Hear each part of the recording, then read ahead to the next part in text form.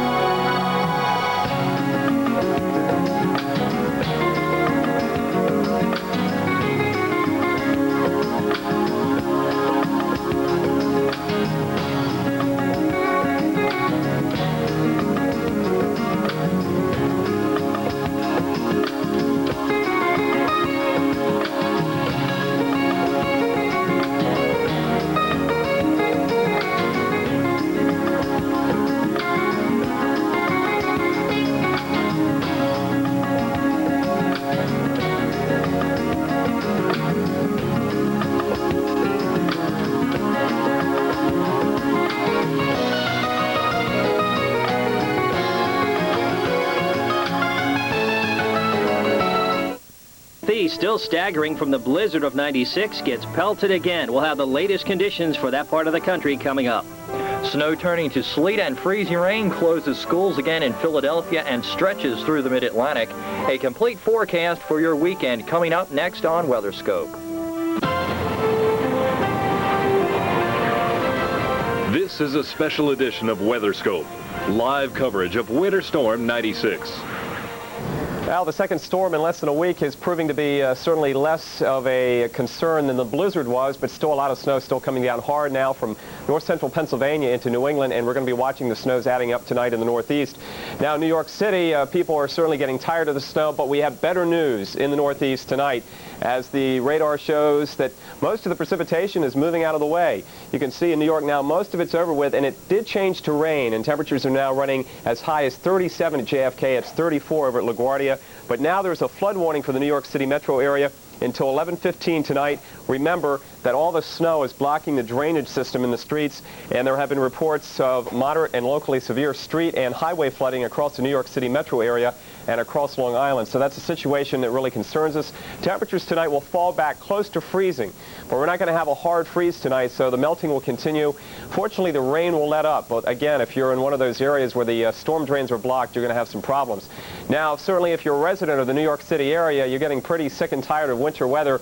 Residents today were out in the snowfall early this morning. It was another rough commute in on the LIE or the Merritt if you're coming in from Connecticut. Fortunately, going home, it's been primarily rainfall. But once you cross into southeastern Connecticut, we're getting freezing rain right now around the Danbury area. Also, it's freezing rain at Bridgeport on the Connecticut coast. More snow has now certainly tapered off, and it's just about over with, ending as a period of some rain around the New York City area. Now in Philadelphia, the blizzard from last week, coupled with the most recent snows, have made this the snowiest month ever in the city of brotherly love, and the people there are now getting pretty sick and tired of all the snow and ice. This has been the ultimate one. This is the balls. This is it. It doesn't get any worse than this. The sheer enjoyment of seeing winter white has dimmed somewhat for Philadelphians. After a record 31 inches last weekend, a forecast for more snow received mixed reviews. Mounds of snow still stand 4 to 5 feet high along plowed streets, but many narrow side roads remain impassable. Snowplows simply can't get through. City road crews are calling this the toughest snow removal job in history. With today's storm, Philadelphia has nearly doubled its normal winter snowfall. 2 to 3 new inches early morning quickly became slush by afternoon as snow changed over to rain.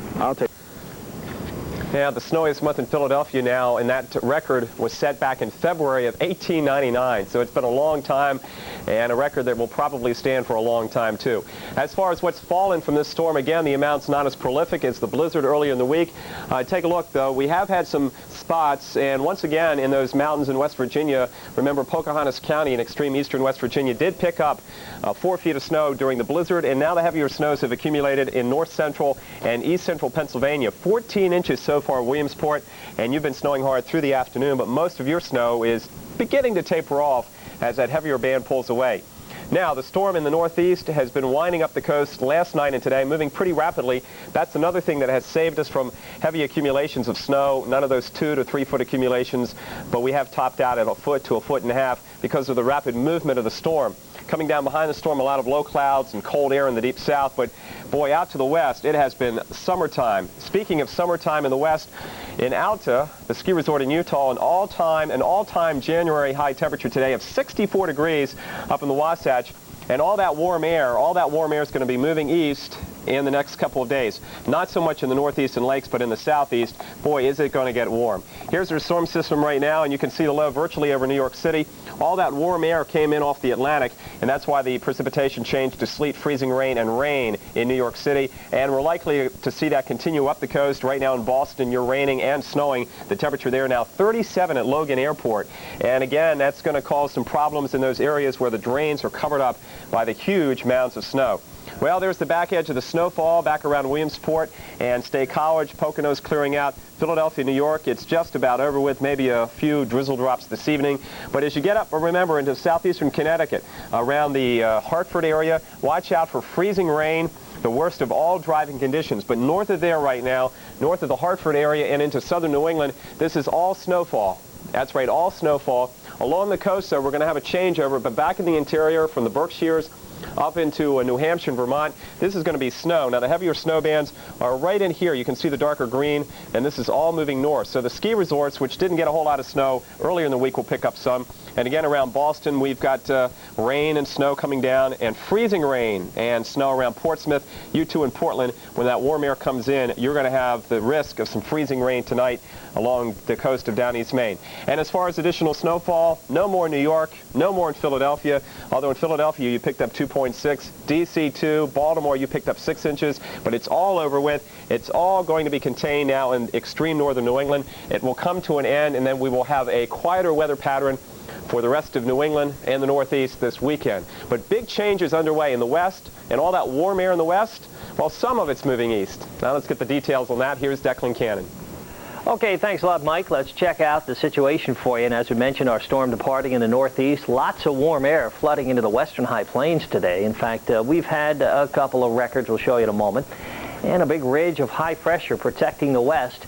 It did manage to mosey on up to 90 degrees along the coast in Southern California today before the wind shifted, and then the cooler Pacific Ocean air came streaming in to end that bit of heat. But again, upper 80s to 90s, right around 90 along the coast of Southern California.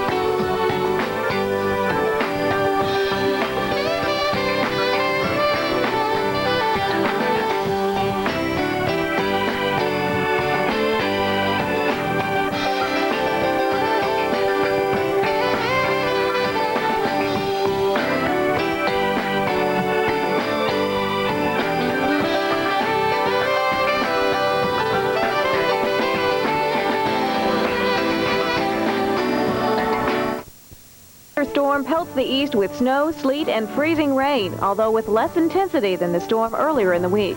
Fortunately, today's storm is moving rapidly, and we'll see a much quieter weather pattern as we head into the weekend.